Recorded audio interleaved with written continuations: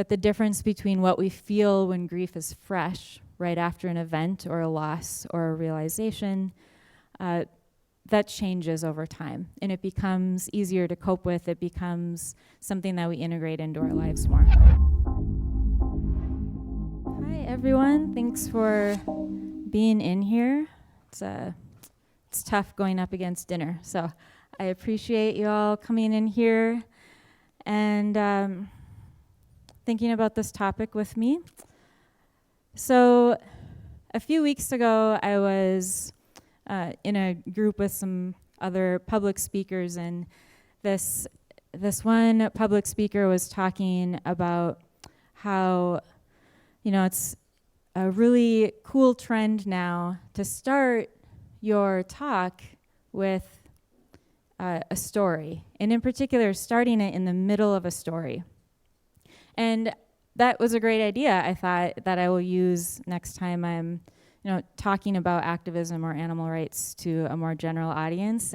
But the conversation made me think about today and this group, and when I'm coming into a space like this with us, talking about grief, I know that I don't need a story to help you all understand my perspective. I don't think there's a group in the world as acquainted with grief as activists are. And so I just want you to maybe take a moment and appreciate that about yourself, because grief gets a bad rap, but it's a good thing, and I'm going to hopefully convince you of that. I think that grief is what brings us here to do this work. And I think that what is maybe unique, maybe special about people who are doing so much work for others and not even necessarily for their own struggle is that we see very clearly that the world isn't as fair or as just or as compassionate as it should be, certainly, but also as it could be. And so I love coming to this conference in particular whenever I can, because I don't know that there's a more inspiring group for me to be around. So thank you for the work that you all do. It's really important.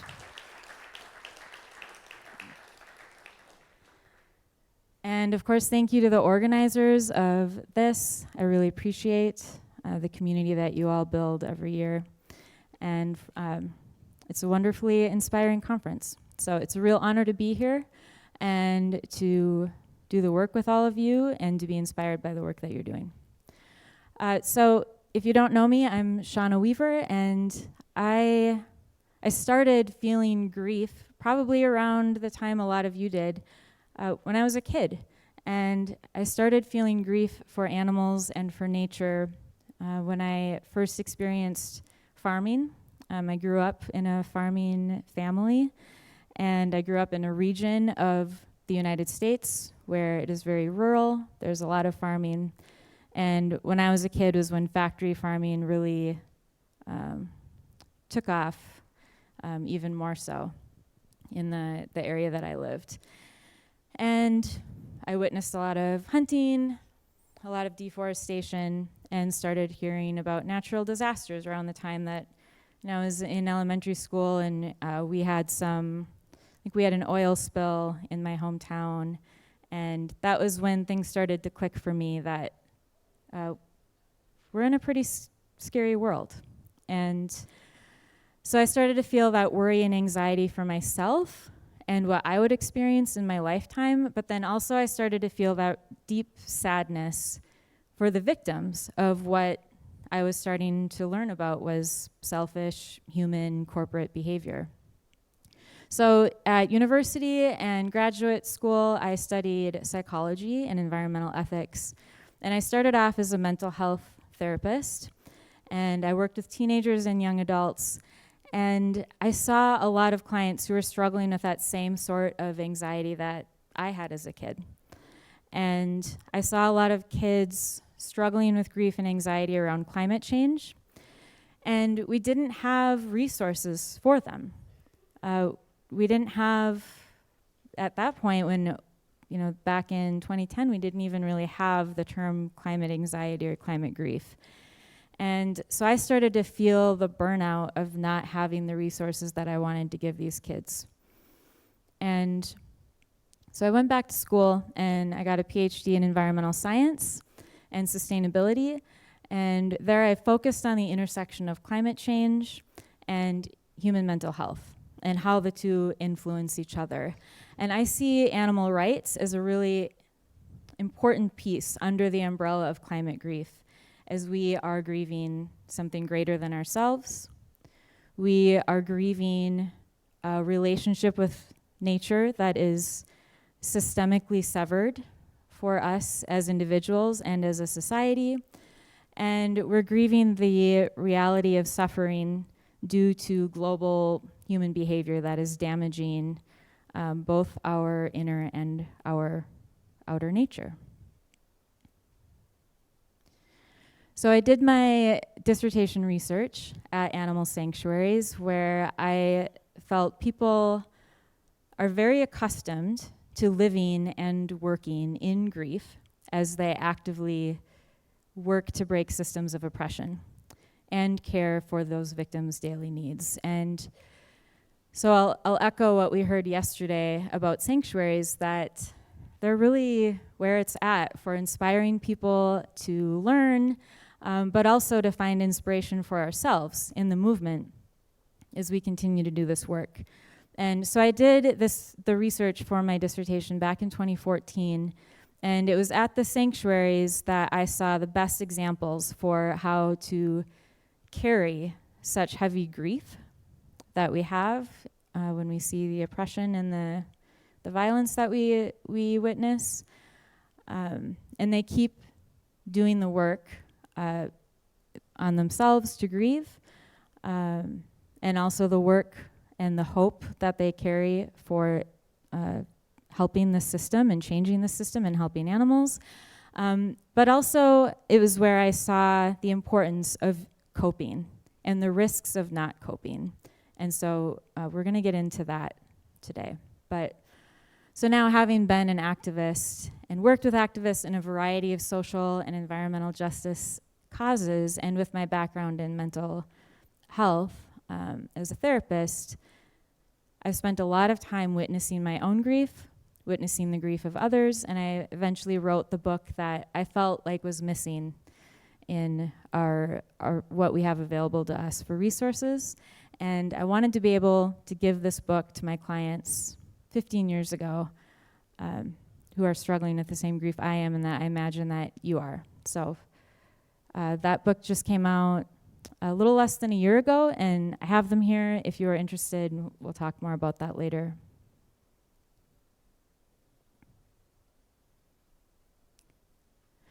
So grief was first described by psychologist Elizabeth Kubler-Ross in 1970. So relatively, this is pretty new to the field of psychology, and so it's still little understood. There aren't very many, there aren't very many psychologists who are studying grief, let alone those who are studying sort of more specific sources of grief. But what we know from Elizabeth's work is that every type of grief we might go through, regardless of the source or what kind of loss or what kind of change we are experiencing, we all sort of take on this same pattern that she described. And so when we talk about the grief cycle, we're talking about something that is not exactly linear. So if you've heard about the grief process, you've probably heard that we move from denial and then into anger, and then we move into the bargaining phase or compromising phase, and then we experience sadness and then eventually acceptance. And while that is sort of true, that's sort of the pattern, instead of thinking of it as a linear thing, consider the grief process to be more like a bottle of sand or an hourglass, where at first we may have a thick layer that looks separated, and that may be denial. And then the next layer is anger, and so forth. And as time goes on, they start to mix together.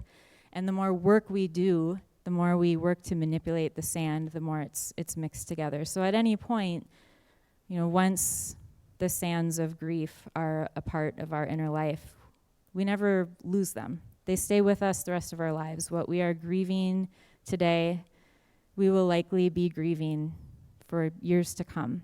But the difference between what we feel when grief is fresh, right after an event or a loss or a realization, that changes over time. And it becomes easier to cope with. It becomes something that we integrate into our lives more.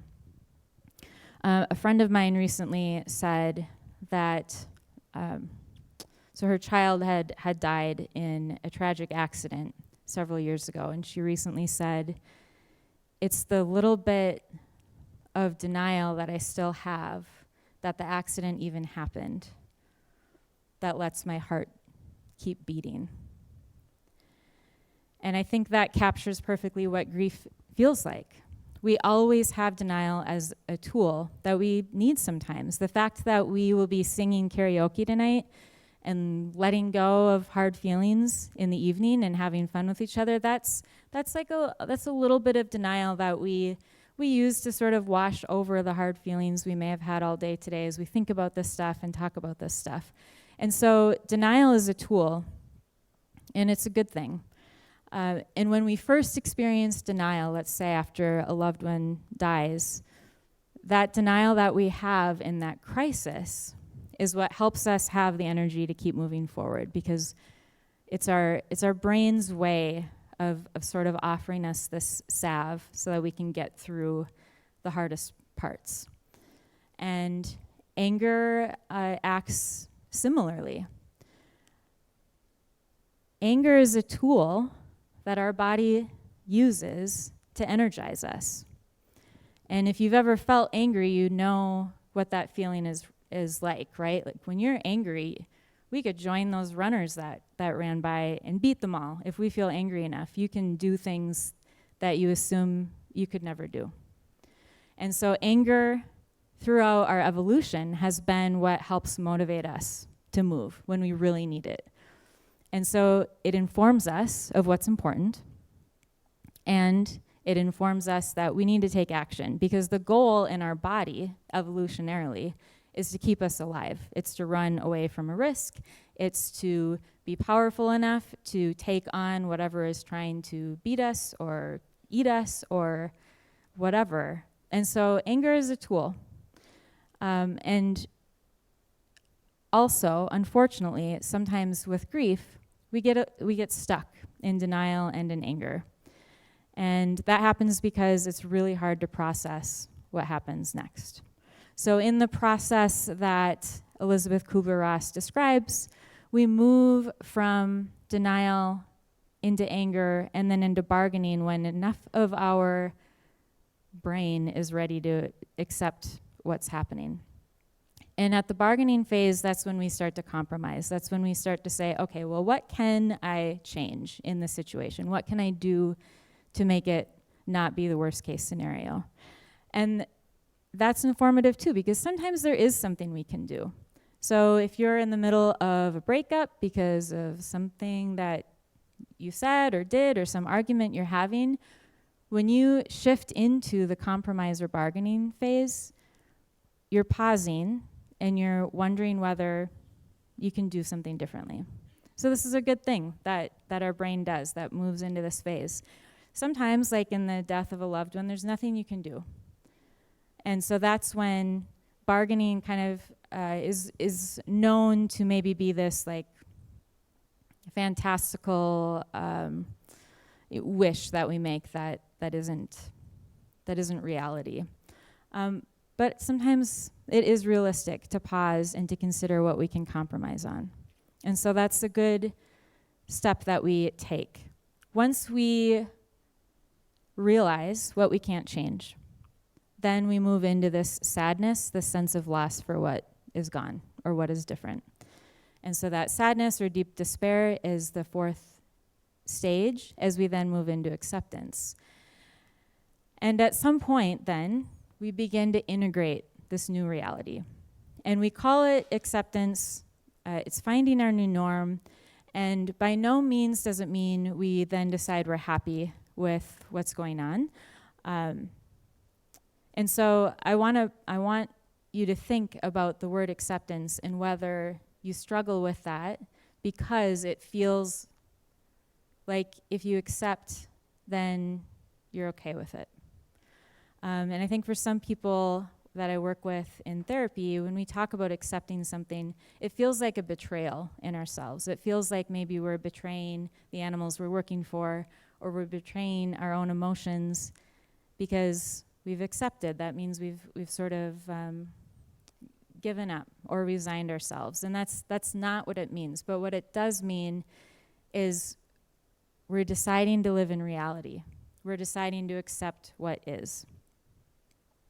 And so there's a meditation practice called radical acceptance, and it comes out of this idea that it is radical to do. It is radical to take the effort to be in the moment, to accept what's in front of us, even when it is not what we want. It's really important to know that grief is not a pathology. It's not abnormal.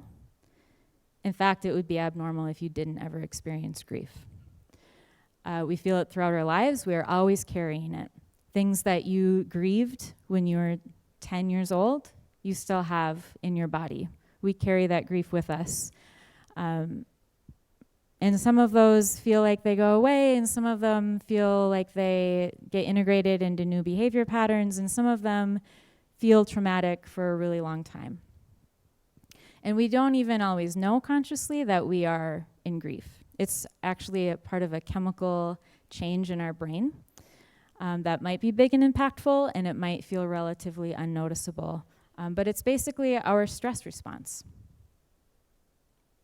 And so with climate grief or anxiety, or if we want to name the grief that we feel as animal rights activists, everything we know about grief is true. But there's one big difference, and that is that it's more broadly existential, not just for us, but for an entire planet. And so I think that's why so few psychologists tackle it, because it's hard to wrap our minds around just how big the climate crisis is. It's hard to wrap our minds around the fact that humans are doing so much destruction that it's not just the end of one life, or it's not just the end of one community's way of being, but it is seriously a global reality. And so it is fair to be feeling really heavy grief and to carry that with you.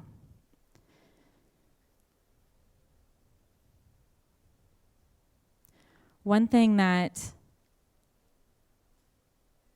I found in my research around climate change and climate grief is that everybody experiences climate grief. And so you may be thinking of the person in your family you have to have these irritating conversations with, and these denialists that you have to try to convince that the world is the way it is and not the way they see it. But the maybe good news is the reason that I feel more compassionate toward that perspective now than I did before is that they're in denial. And people use denial as long as they have to if there's no foreseeable step for them to take. So if you're in denial about something, it's because you're not ready for what happens when you accept more of that truth. There's not a safety net for you. There's not a new reality that feels safe or secure. And so people stay in denial as long as they can, until they have to be convinced otherwise because it's so much a part of their life, or they start to dissociate from reality. And so when I see people who are in denial about anything, but especially about climate change or about animal rights and the way animals are treated and all of this, it helps to know that it's hard for people to accept, and that's why they won't. it's not because they're evil people. It's because it really is that sad and that devastating. So we all experience grief. We can choose to do the work of grieving, or we can push grief away. And everybody who experiences climate change, even at a subconscious or metabolic physical level, everybody is carrying it with them in their body.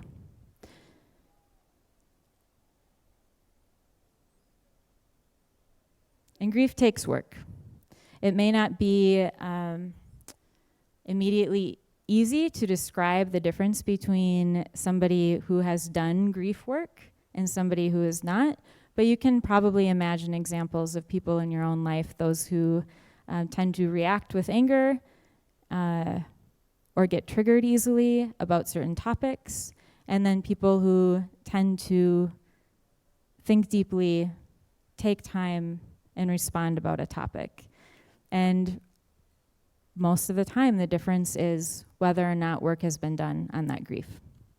So we all experience the reality of grief, but we don't always move through the action of grieving. It does take a lot of time and a lot of effort and a lot of practice and a lot of intention to do that. And we don't always have the time, we don't always make the time, and I just want to urge you to make sure that you do, because the work that we do is so grief-inducing, and we owe it to ourselves to take care of our own bodies. You may have heard the saying, hurt people, and further that healed people heal others. And there's some truth to that, and I think it does come down to the work we've done on our own grief.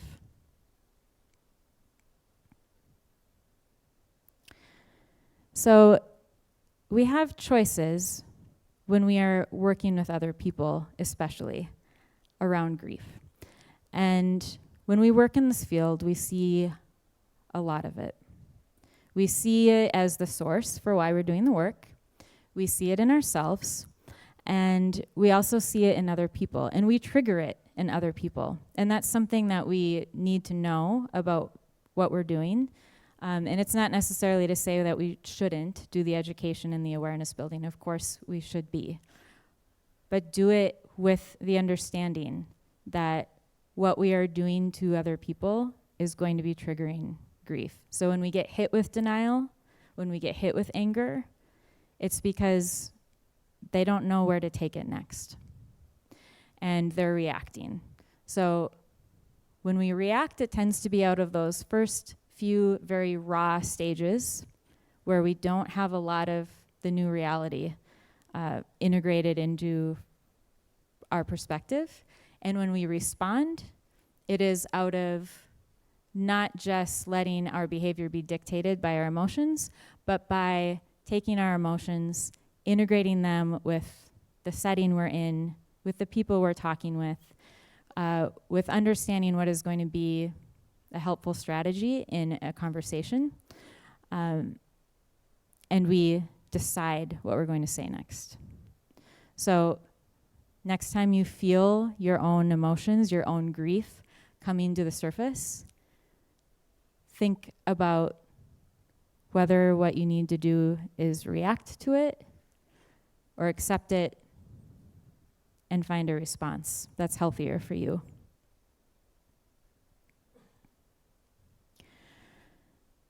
We can weaponize our grief, or we can compassionately see it in each other and in ourselves and let it inform us of what is most important and take the time to strategize our response.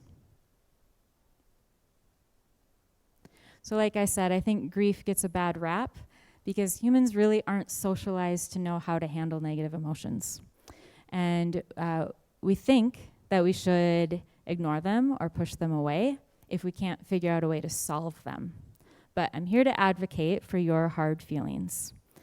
It's not the feelings themselves that are the problem, and it's whether and how we process them and how we communicate to each other and how we learn how to respond with our grief as information to us, as our intel, instead of the hard emotions that are driving our bus.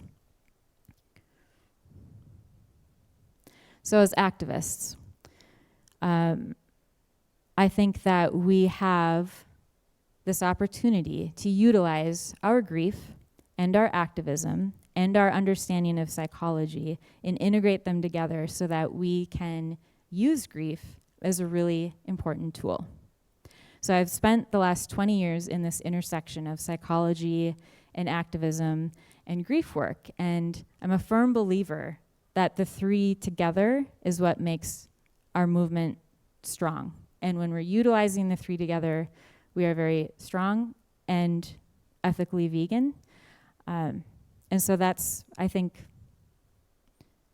maybe the most important thing that we can do now that we are learning all of this about how to persuade and all the tools we know about human psychology and how to convince people and how to bring them into the fold. We need to do that, yes, but we need to do it ethically. And so that's something that I want you to be careful about and mindful of as we hear about persuasion tactics and where the intention is from. Humans are motivated by two core things.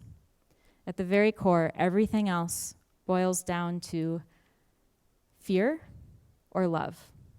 And we can persuade people through either motivating tactic. We can push people to feel fear, or we can push people to feel love. And fear gets us stuck in anger and denial, whereas love lets us feel more deeply and critically.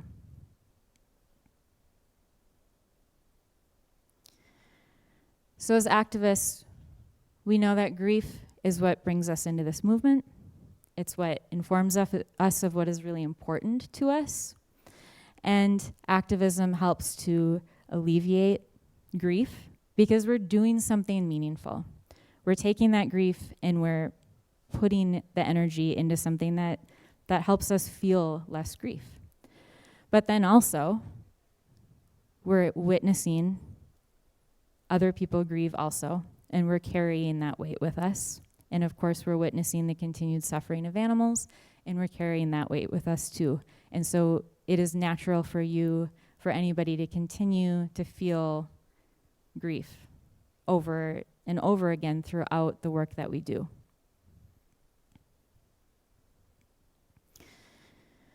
And when grief gets stuck in our body, it's just like what happens when stress gets stuck in our body. We have hormones that respond to a danger or a risk. And grief is one of those dangers. It's the intel in our brain telling us something is wrong that we need to try to fix. And so the risks of not acknowledging that are emotional, of course, with burnout, but they're also physical. So we have a really important core muscle in our body called our psoas, and it connects our lower spine to the front of our hips. And that muscle is responsible for all of the unconscious actions that we take to protect our bodies. So every time you startle, every time you lose your balance, and we've done this since the day we were born, our psoas is the muscle that without our knowing or without our directing it to, will protect our body and pull everything inward.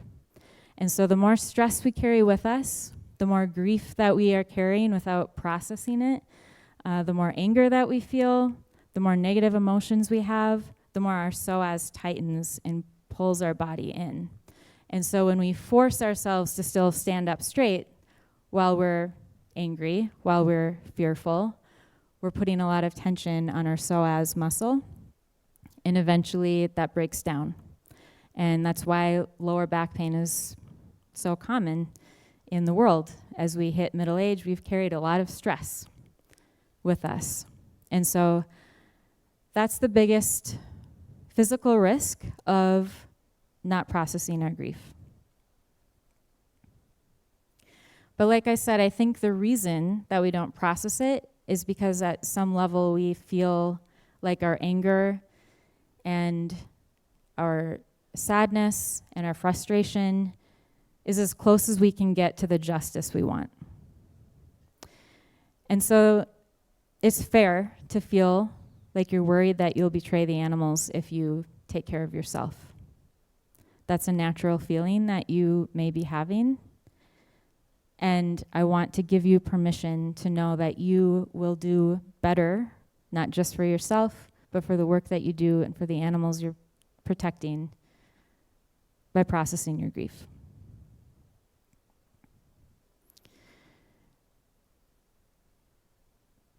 So, radical acceptance. How do we get there? What does it look like? This QR, the next one, I'll give you a QR code, but if you're looking for an easy answer for how to do this work, the one piece of good news is that there is something simple that you do, and it is truly communicating it. Radical acceptance is knowing that it is what it is.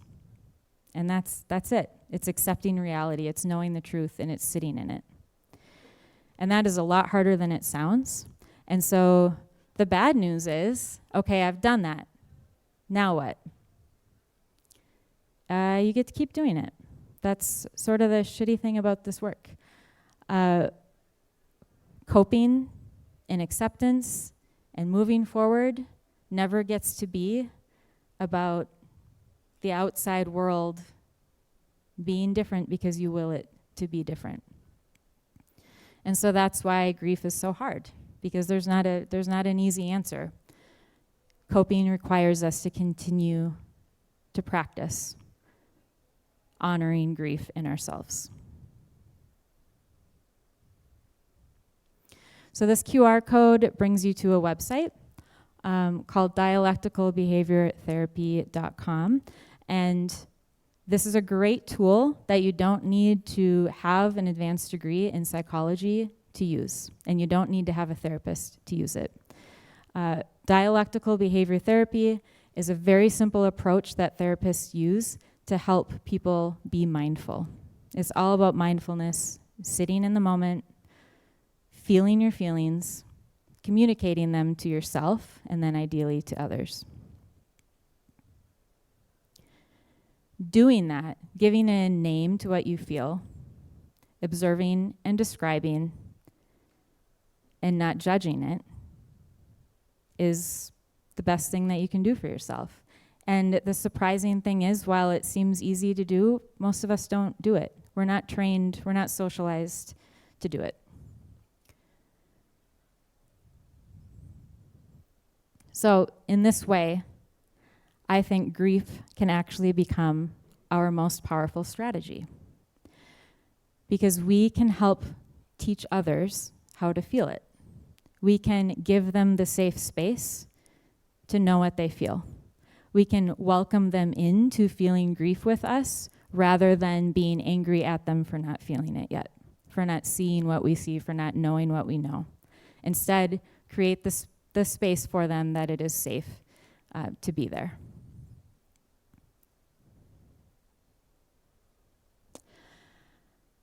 The sixth stage of grief is new since Elizabeth Kubler-Ross died, and it's meaning making. And so you are all here making meaning of your grief. That is what you are doing. And that is what we all do when we get to the point that we want to use our energy for good. We want to use our anger, our sadness, our frustration for good. And we all contain these multitudes of denial and anger and sadness all at the same time. We change our minds. We feel things all together. One day we feel anger very strongly, the next day we don't. That is all very natural. The choice that we have is to react out of anger or respond out of the joy that we have each other and that we have the knowledge of what's happening in our body.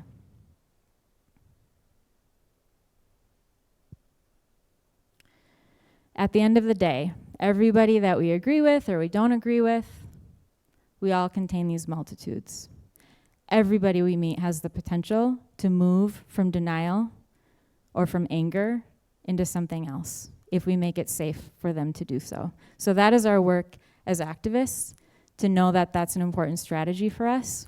But then it's also our work for ourselves to make sure that we give ourselves the space and the time to feel what we feel and to communicate about it.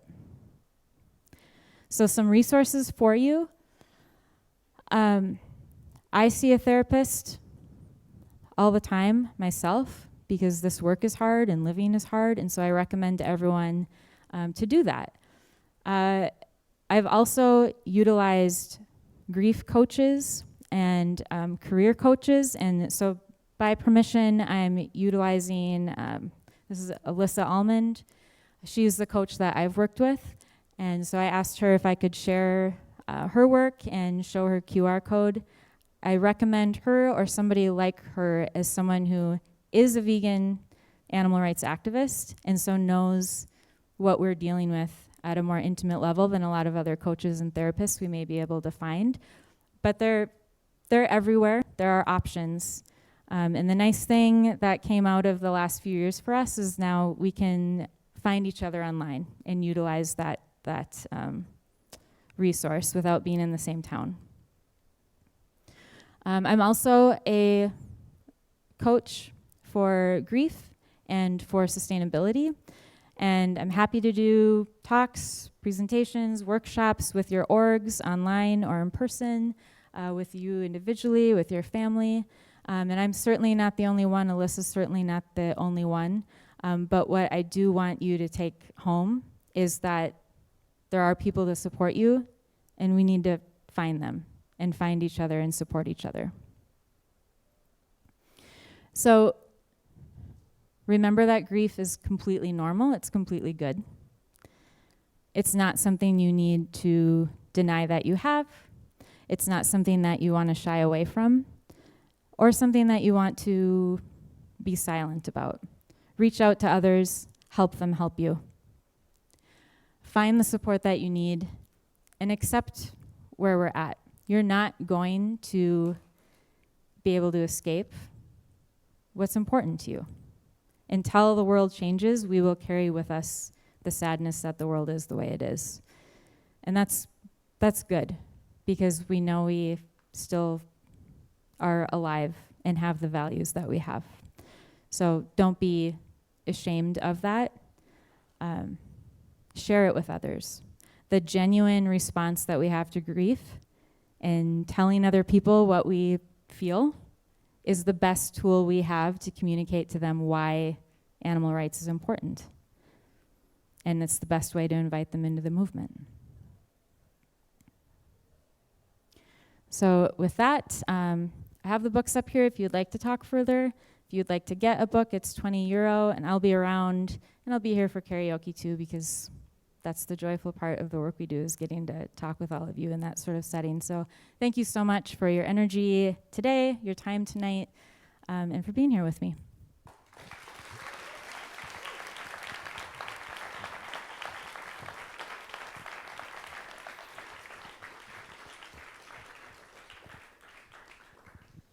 Yeah, we have time for one or two quick comments or questions. Anybody? Not sleeping? Okay, you can approach Shawna later on if you like. Oh, there's one. Yes, thank you so much. This was really a beautiful and insightful talk. Yeah, I guess I'm myself, I guess, I've been doing Vipassana meditation for over 7 to 8 years now. I go on longer meditation retreats at least once a year, and it has helped me a lot in my advocacy, but also in my overall mental health. But I guess what I've also noticed is I do still experience that if let's say I focus too much on my own grieving process and etc. I do feel that spiral that you saw, like where, for example, I don't go to an animal vigil every week. That would just be needless. But every once in a while going to, for example, an animal vigil or experiencing those negative emotions again does also then give me power. But I guess my question is, for me, it feels that even though I've progressed in this accepting and these stages, I still feel that it's always gonna be like a balancing thing. Like, okay, now I need some time off. Now I need to work a bit more on myself in order to be a better advocate. But then when I'm doing too much advocacy and activism, I feel like burnout coming there again. So, maybe some more tips on that. Yeah, that's a really great point. Like, thinking about the big picture and what you need to feel safe and healthy sometimes is different than what you need at other times. This is a great point and something I struggle with too right now. My day job is actually at a music program. And I chose that after I finished the book because the heaviness of writing the book became overwhelming. And so I took that break from it as a daytime job. And I did feel guilt at first. I think it's very common to feel guilty if you're not dedicating all of your energy and not feeling that urgency in responding to it. And so think of it as a very long-term game, and it's not just our lifetime. We are fighting for justice with a lot of other people in a lot of other generations. And what we're doing is laying groundwork to make it more possible for more justice in the future. We're not going to solve everything. We alone certainly aren't going to solve everything. And while that perspective maybe feels negative, the reality also hopefully gives you a little bit of some relief knowing that it's not all on your shoulders, and it's not all on your one day, and it's not all on your career. We all share it. When you need to check out, that's very okay. Taking care of yourself so that you don't burn out more permanently longer is really important. We lose people in all of our justice movements because they get burned out and they feel hopeless. Hope is actually an exercise that we need to continue on doing as a verb. We won't find hope outside of ourselves. That's a decision we make, and to feel it, we need to feel healthy emotionally. So I think, it's a really good point that don't go to vigils every week to punish yourself and continue re-traumatizing yourself. Once you know what's out there, if you don't have the energy to go, don't go. If you don't have the energy to be in the AR movement for a week or a month or a year, don't be in it. That's okay. You're still doing what you need to be doing. You're still witnessing to the people around you. You're still thinking about the animals, and you're doing what you can. And that's 100% where you need to be. So as you take breaks, as you come back in, that's all good. It's a lifetime of work that we're doing. Thank you. We're a little bit over time, but one quick last question. Yeah, I was just going to ask about the DBT. So I have tried the DBT, the dialectical behavioral therapy, and there's workbooks online. And my question is, what's my objective here? Because the depth of the sadness, okay? So as I move through the DBT method, am I supposed to feel less as I go through it? Is that my goal? Yeah, that's a good question. So for those of you for who DBT is new, dialectical behavior therapy, it's a mindfulness workbook. And what the goal is for the different practices is to help you learn how to be in the moment and sit in whatever feelings you're having, and not distract or escape or deny them. And what I do with DBT is I cherry pick what feels right, and I skip the pages that feel irrelevant or don't feel helpful. And I leave it for several years, and then a client reminds me of some exercise in there that they really like, and then I come back to it.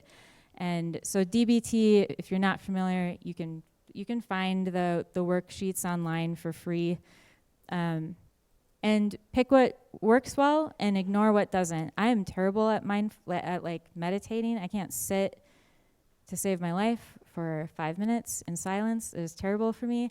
And so what DBT does for me is gives me the structure of a meditation practice, because it's like, here's a little exercise you can do, and then it distracts me from the fact that I'm just actually sitting there being mindful for 5 minutes. So that's what I take out of DBT. But I know when I work with kids especially who maybe have been in a household where coping skills aren't taught, or they don't have an example of that, then they're really like learning from scratch. Like, how do you self-soothe? How do you cope with something? How do you stay in the moment? So it's a thing that you may find helpful for a variety of different reasons, and different reasons throughout life. Like as you get older, some might resonate and others don't. Yeah. That's awesome that you utilize it. Thanks for the question. Thank you. Thank you all for your patience, and thanks again, Shawna.